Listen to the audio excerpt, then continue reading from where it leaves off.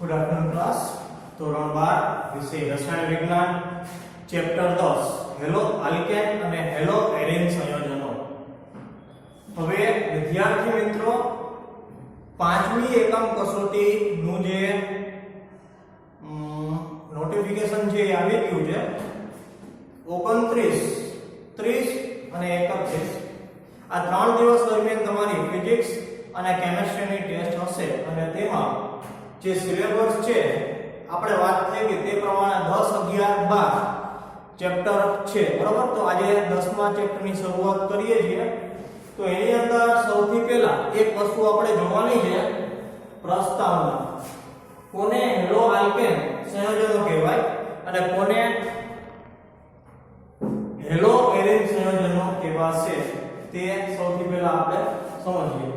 ધોરણ 10 ની અંદર તમે આલ્કેન આલ્કીન અને આલ્કાઇન વિશે ભણી ગયા છો કે જે હાઇડ્રોકાર્બન છે અને હાઇડ્રોકાર્બન કોને કહેવાય તો જે સંયોજનમાં કાર્બન અને હાઇડ્રોજનની હાજરી હોય તેવા સંયોજનોને હાઇડ્રોકાર્બન સંયોજનો કહેવામાં આવે છે। અને એના ત્રણ ઉદાહરણ હતા આલ્કેન આલ્કીન અને આલ્કાઇન કે જેની અંદર આલ્કેન જે છે બરાબર એને આપણે અસંતૃપ્ત હાઇડ્રોકાર્બન તરીકે ઓળખતા હતા કેમ કે असंतृप्त શું કામ કેમ કે કાર્બનની ચાર સંયોજકતા જુદા જુદા પરમાણુ દ્વારા સંતૃપ્ત થયેલી હતી એટલા માટે જે આલ્કેન છે તેને સંતૃપ્ત હાઇડ્રોકાર્બન કહેતા હતા કેમ કે કાર્બનની જે સંયોજકતા ચાર છે તે ચાર અલગ અલગ પરમાણુ દ્વારા સંતૃપ્ત થયેલી હતી બરાબર એટલા માટે આલ્કેન જે છે તે સંતૃપ્ત હાઇડ્રોકાર્બન છે બરાબર। ના ઉદાહરણ જોઈએ તો methane ethane propane butane pentane બરાબર ધોરણ 10 માં ભણી ગયા તો યાદ જ હશે।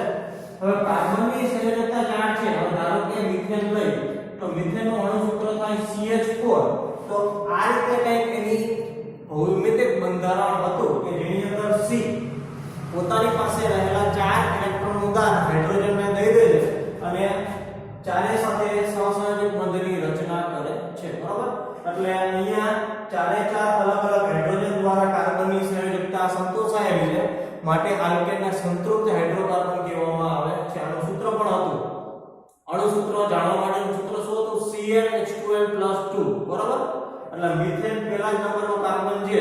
હવે તમે વિચાર કરો કે મિથેન છે એમાંથી હેલો આલ્કેન કેવી રીતે બને આને આલ્કેન કહેવાય તો જ્યારે તમને કાર્બન સાથે જોડાયેલા ચાર હાઇડ્રોજનમાંથી કોઈ પણ એક હાઇડ્રોજનનું વિસ્થાપન થાય કોના દ્વારા વિસ્થાપન થાય એટલે છૂટું થવું એટલે ચાર હાઇડ્રોજનમાંથી કોઈ પણ એક હાઇડ્રોજન છે એનું વિસ્થાપન હેલોજન દ્વારા થાય। હેલોજનનો સિમ્બોલ X છે અને હેલોજનની અંદર ક્લોરીન બ્રોમિન આયોડીન જેવા 17મા સમૂહના તત્વો P વિભાગના તત્વો કયા એમાં આપણે જોઈ ગયા। તો આલ્કેનની અંદર જે કાર્બનની ચાર સંયોજકતા છે એમાંથી કોઈ પણ એક સંયોજકતામાં રહેલો હાઇડ્રોજન જો હેલોજન દ્વારા તેનું વિસ્થાપન થાય વિસ્થાપન થવું એટલે હાઇડ્રોજન ત્યાંથી છૂટો પડે અને હેલોજન છે ત્યાં લાગી જાય તો હવે આનું જે અણુ સૂત્ર થયું છે એ શું થશે CH3X બરાબર કેમ કે કાર્બન પાસે 3 હાઇડ્રોજન અને 1 ઓક્સિજન રહ્યા એટલા માટે આનું જે નામકરણ થશે તેને હેલો આલ્કેન સંયોજનો કહેવામાં આવે છે। આનું નામ થશે શું ધારો કે ક્લોરીનનો Cl લગાવી તો મિથાઇલ ક્લોરાઇડ બરાબર। આલ્કાઇલ હેલાઇડ પણ કહેવામાં આવે છે અને હેલો આલ્કેન પણ કહેવામાં આવે છે। મોટે ભાગે આલ્કાઇલ હેલાઇડ નામે પણ ઓળખવામાં આવે છે। ધારો કે હેલોજનની જગ્યાએ મેં ક્લોરીન લગાડ્યું ક્લોરીન પણ એક જાતનો હેલોજન છે તો CH3Cl નાનું નામ થશે મિથાઇલ ક્લોરાઇડ અથવા ક્લોરોમિથેન બરાબર બે નામ અનુકૂળ છે। એવી રીતે હવે હેલો એરેન સંયોજનો કોને કહેવાય એની ચર્ચા કરી લઈએ। તો સૌપ્રથમ એક વસ્તુ ધ્યાનમાં રાખજો એરેન સંયોજનો એટલે ચક્રીય બંધારણ ધરાવતા સંયોજનો।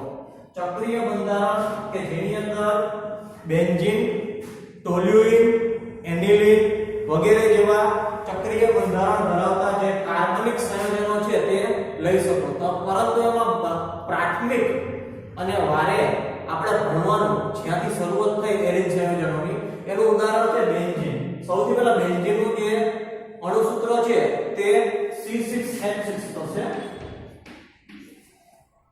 મોટે ભાગે એરિન સંયોજનોની અંદર જે બેન્ઝીન છે તે લેવામાં આવે છે અને બેન્ઝીનના હાઇડ્રોજનનું વિસ્થાપન કરી અને હેલોજન લગાડવામાં આવે તો એને કહેવાય હેલો એરિન સંયોજનો। પરંતુ એરિન જે બેન્ઝીન છે એનું સૌપ્રથમ જે ભૌમિતિક બંધારણ છે તમને ખ્યાલ હોવો જોઈએ। સૌપ્રથમ બેન્ઝીનનું અણુસૂત્ર શું થાય C6H6 બરાબર। હવે હું ભૌમિતિક બંધારણ દોરું છું। તમને ખબર હોવી જોઈએ કે બેન્ઝીનના બંધારણમાં જે 6 કાર્બન છે એમાં 3 કાર્બન વચ્ચે સિંગલ બોન્ડ હશે અને 3 કાર્બન વચ્ચે ડબલ બોન્ડ હશે। એ રચના આવી થશે।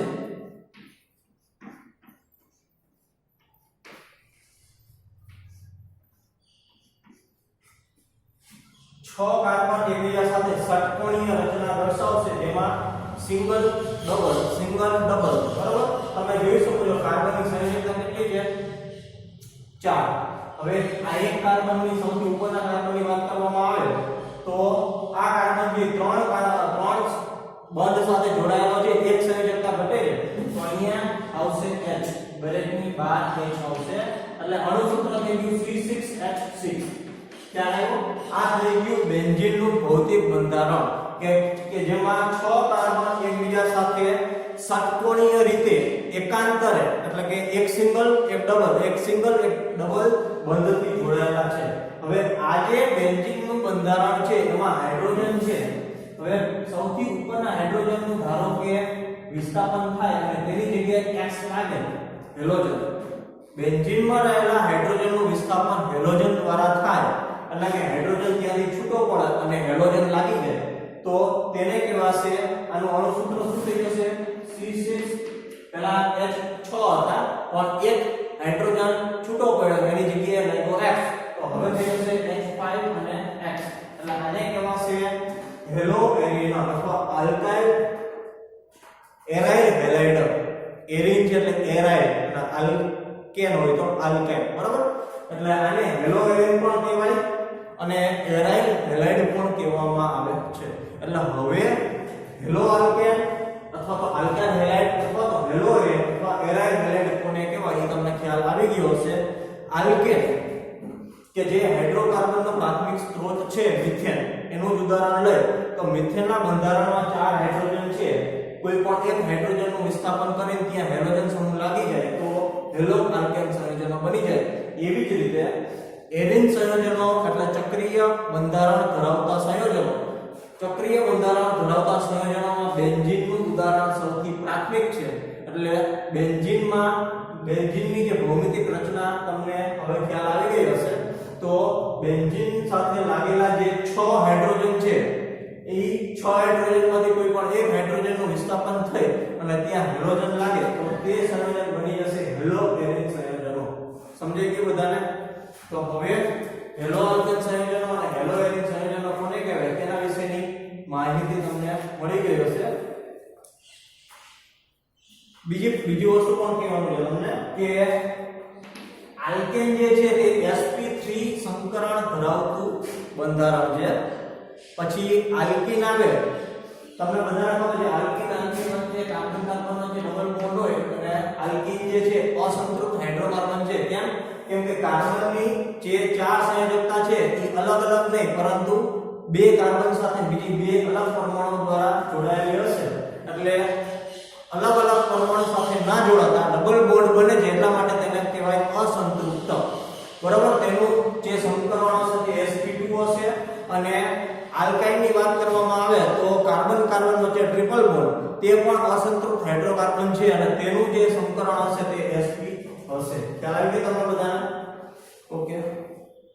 હવે હેલોજન ધરાવતા ઘણા કાર્બનિક સંયોજનો કુદરતમાં મળી આવે છે। તે પૈકીના કેટલાક સંયોજનો વૈદ્યકીય કામગીરીમાં ઉપયોગમાં લેવાય છે। ઉદ્યોગોમાં તથા રોજિંદા જીવનમાં તેનો બહોળો ઉપયોગ થાય છે। મોટે ભાગે અધ્રુવીય સંયોજનો માટે દ્રાવક તરીકે અને મોટા ભાગના કાર્બનિક સંયોજનોમાં તે કૃત્રિમ પ્રારંભિક પદાર્થ તરીકે આ બધા જે હેલો આલ્કેન અને હેલો એરિન સંયોજનો છે તે ઉપયોગમાં લેવામાં આવે છે। એનું એક ઉદાહરણ છે કે જમીનના સૂક્ષ્મ જીવો દ્વારા ક્લોરીન યુક્ત પ્રતિજીવી એન્ટીબાયોટિક ક્લોરએમ્ફેનિકોલ કે જે ટાઇફોઇડના તાવમાં દવા તરીકે વપરાય છે કે જે હેલો આલ્કીન સંયોજનનું બંધારણ છે.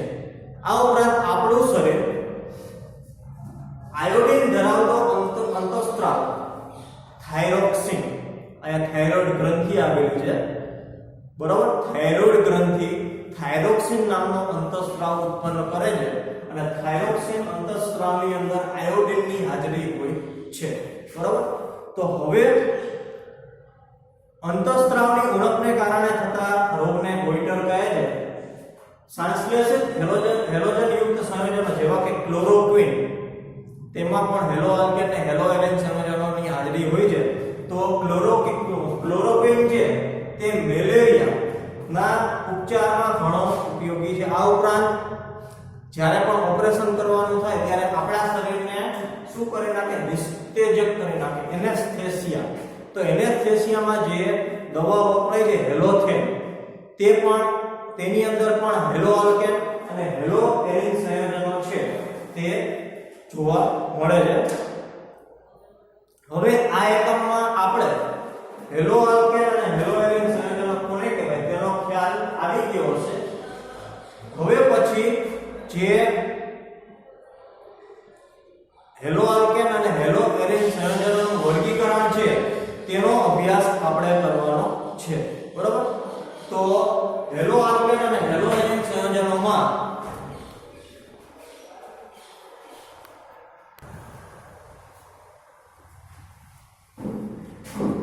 હવે વર્ગીકરણની અંદર સૌથી પહેલા હેલોજન પરમાણુની સંખ્યાને આધારે, હવે તમને બધાને ખબર છે કે કાર્બનની સંયોજકતા 4 છે. હવે એક હેલોજન 4 હાઇડ્રોજનમાંથી એક હાઇડ્રોજનનું વિસ્થાપન થાય અને ત્યાં એક હેલોજન લાગે તો તેને આપણે પ્રાથમિક હેલોજન તરીકે ઓળખવામાં આવે છે અથવા પ્રાથમિક આલ્કાઇલ હેલાઇડ તરીકે પણ ઓળખવામાં આવે છે બરાબર. એટલે એક કાર્બન સાથે જેટલા હેલોજન લાગેલા હોય અથવા જેટલા આલ્કાઇલ ગ્રુપ છે તે કાર્બન સાથે લાગેલા હોય તેના આધારે આપણે જે પ્રાથમિક, દ્વિતીય અને તૃતીય વર્ગીકરણ છે તે કરવાનું છે. તો સૌથી પહેલા આપણે જોશું કે હેલોજન પરમાણુની સંખ્યાને આધારે જે હેલો આલ્કેન અને હેલો એરિન સંયોજનોનું વર્ગીકરણ છે તે કરવાનું છે. હવે હેલો આલ્કેન અને હેલો એરિનના બંધારણમાં રહેલા 1, 2 અથવા વધુ હેલોજન ધરાવતા પરમાણુઓની સંખ્યા મુજબ તેઓને મોનો, ડ્રાય, ટ્રાય કે પોલી હેલોજન સંયોજન તરીકે વર્ગીકૃત કરી શકાય છે. ધારો કે એક જ હેલોજન અહીંયા લાગે, તમે જોઈ શકો છો કે અહીંયા C2H5. હવે તમને ઇથેનનું જે સૂત્ર છે તે અહીંયા આપેલું છે. તો એક વસ્તુ ધ્યાનમાં રાખજો કે ઇથેનનું સૌથી પહેલા આપણે બંધારણ જોઈએ તો તમને ખ્યાલ આવી જશે બરોબર. તો C2 ઇથેનનું અણુસૂત્ર થઈને C2H6. હવે C2H6 ની અંદર સૌથી પહેલા એનું બંધારણ જુઓ.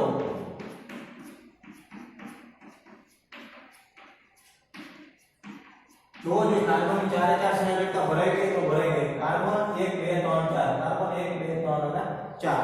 હવે આપેલા ઇથેનની અંદર ટોટલ 6 હાઇડ્રોજન છે. હવે 6 હાઇડ્રોજનમાંથી કોઈ પણ એક હાઇડ્રોજનનું વિસ્થાપન હેલોજન દ્વારા થાય તો અહીંયા સૂત્ર થઈ જશે C2H5X બરાબર. તો આને કહેવાશે મોનો હેલો આલ્કેન. મોનો કેમ કહેવાય? એક જ હેલોજનની જો હાજરી હોય તો તેને મોનો હેલો આલ્કેન તરીકે ઓળખવામાં આવે છે. ધારો કે અહીંયા Cl લાગેલું હોય તો આનું નામ થઈ જશે મોનોક્લોરો ઇથેન બરાબર. ઓકે. પછી બીજા નંબરે ધારો કે હવે અહીંયા ક્લોરીન છે, પાસે અહીંયા હાઇડ્રોજન લઈ અને ઉપરના બે હાઇડ્રોજનનું વિસ્થાપન થઈ અને એની જગ્યાએ બે હેલોજન સમૂહ જે છે ત્યાં લાગેલા છે. તો બે હેલોજન સમૂહની હાજરી હોય તો શું કહેવું પડે? તો એને ડાય હેલો આલ્કીન તરીકે ઓળખવામાં આવે છે. ઇથેનનું જ બંધારણ છે. ઇથેનના જ બંધારણની ઉપરના ભાગમાં રહેલા બે હાઇડ્રોજનનું વિસ્થાપન બે હેલોજન વડે થયું બરાબર. હાઇડ્રોજનના સ્થાને હવે હેલોજન આવી ગયા અને હવે આનું સૂત્ર થઈ જશે C2H4X2 બરાબર. અને આનું નામ થશે ડાય હેલો આલ્કેન. ત્રીજા નંબરે ધારો કે 3 કાર્બન આપેલા હોય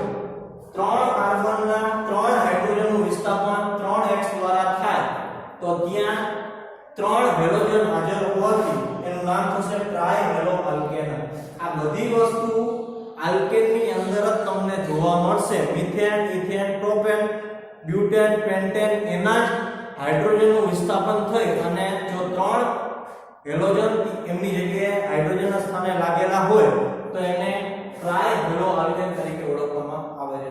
આ થઈ ગઈ હેલો આલ્કેનની વાત કે જે હેલોજનની સંખ્યાને આધારે તેનું નામકરણ સૂચવે છે. હવે આવે છે એરિન હેલોએરિન સંયોજનોમાં પણ જો એક કે એક કરતા વધારે હેલોજન લાગેલા હોય તો તેનું પણ નામકરણ. ધારો કે આ બેન્ઝીન છે તો બેન્ઝીનના એક હાઇડ્રોજનનું વિસ્થાપન X દ્વારા થયું, ત્યાં એક હેલોજન હાજર છે તો એનું નામ થશે મોનો હેલોએરિન.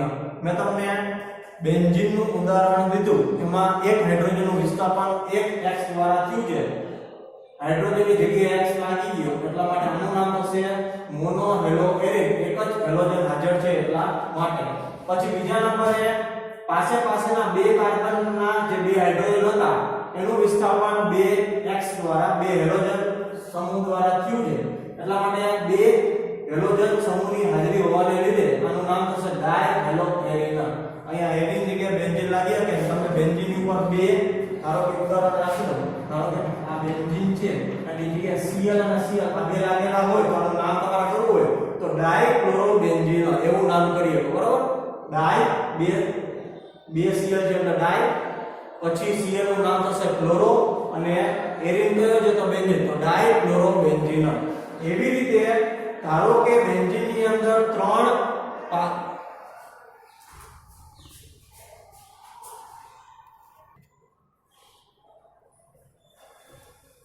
બેન્ઝીન ની અંદર 3 હાઇડ્રોજનનું વિસ્થાપન 3 હેલોજન દ્વારા થાય તો તેનું નામ થશે ટ્રાયહેલોએરિન. હવે અહીંયા ધારો કે ત્રીજો Cl લાગી ગયો તો આનું નામ શું થશે ટ્રાયક્લોરોબેન્ઝીન, બરાબર.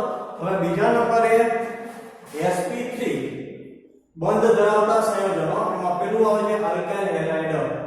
હેલોજન પરમાણુ જે કાર્બન સાથે જોડાયેલો હોય તેની પ્રકૃતિને આધારે તે પ્રાથમિક, દ્વિતીયક કે તૃતીયકમાં વર્ગીકૃત કરી શકાય છે, બરાબર. એટલે કહેવાનો મીનિંગ શું છે કે જે કાર્બન સાથે હેલોજન લાગેલો હોય જો તેની સાથે આલ્કાઇલ સમૂહ જેટલા લાગે, ધારો કે એક જ આલ્કાઇલ સમૂહ હોય તો એને કહેવાશે પ્રાથમિક. જેમ કે એનું ઉદાહરણ આપેલું છે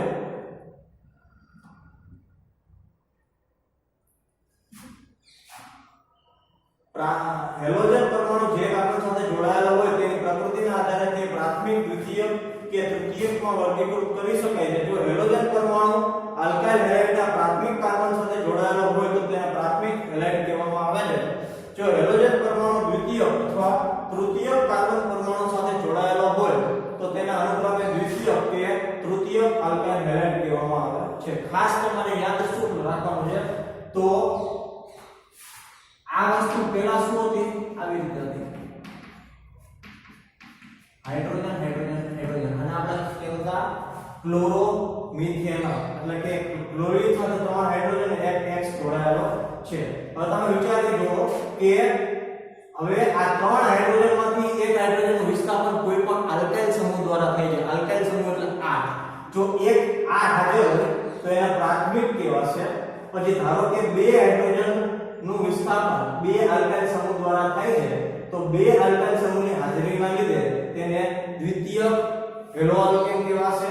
અને ધારો કે હેલોજન સાથે જોડાયેલા કાર્બન સાથે 3 હાઇડ્રોજનનું વિસ્થાપન થઈ જાય છે આલ્કાઇલ સમૂહ દ્વારા, એટલે 3 આલ્કાઇલ સમૂહ ત્યાં લાગેલા છે તો તેને તૃતીયક આલ્કાઇલ હેલાઇડ તરીકે ઓળખવામાં આવે છે, બરાબર. એના પછી એલાઇનિક હેલાઇડ સંયોજનો. આ સંયોજનોમાં હેલોજન પરમાણુ કાર્બન કાર્બન દ્વિબંધ ની તરત પછીના sp3 સંકૃત કાર્બન સાથે એટલે કે એલાઇનિક કાર્બન સાથે જોડાયેલો હોય છે. હવે તમને બધાને ખબર છે આલ્કિન સંયોજનોની વાત તમને બધાને ખબર છે, એમાં હું પ્રોપેનનું સૂત્ર લઉં છું, બરાબર. એટલે ત્રીજો જે પ્રકાર છે એ તમારે સમજવામાં સરળતા રહે. હવે પ્રોપેન છે તેનું મૂળ સૂત્ર પ્રોપીનમ એટલે C2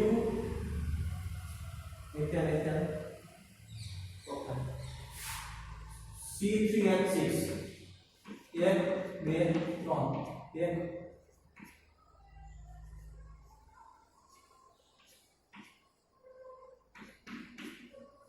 આવી રીતે જે પ્રોપીન હોય એનું બંધારણ હોય તમે જોઈ શકો છો કે પ્રોપીનના બંધારણની આ 3 કાર્બન હોય તો 3 કાર્બનના સંયોજક ચાર્જ 1 2 3 અને 4 પછી અહીંયા કાર્બન છે એની 1 2 3 અને 4 અને ચોથો કાર્બન ત્રીજો કાર્બન 4 સંયોજક.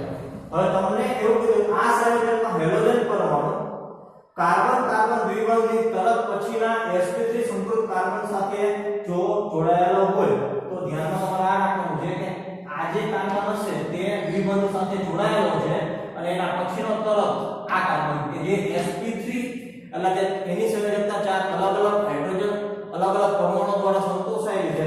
આ કાર્બનની જે સંયોજકતા થશે તે sp3 સાથે થશે અને આ કાર્બન સાથે ધારો કે હેલોજન જોડાયેલો હોય તો એને કહેવાશે એલાઇલિક હેલાઇડ સંયોજનો. બરાબર? એવી રીતે અહીંયા પણ તમને જે હેલો એલિક સંયોજનો હશે એમાં તમને બધાને ખબર છે કે એક સિંગલ એક ડબલ એટલે કે જે ડબલ બોન્ડ હશે એની પાસે રહેલા કાર્બન સાથે જો હેલોજન સમૂહ જોડાયેલો હશે તો એને હેલો એરાઇલ હેલાઇડ સંયોજનો કહેવાશે. ખ્યાલ આવ્યો? તો હવે વિદ્યાર્થી મિત્રો sp3 CH બોન્ડ ધરાવતા સંયોજનનો જે ત્રીજો ભાગ છે તે હવે આપણે પછીના લેક્ચરમાં જોશું.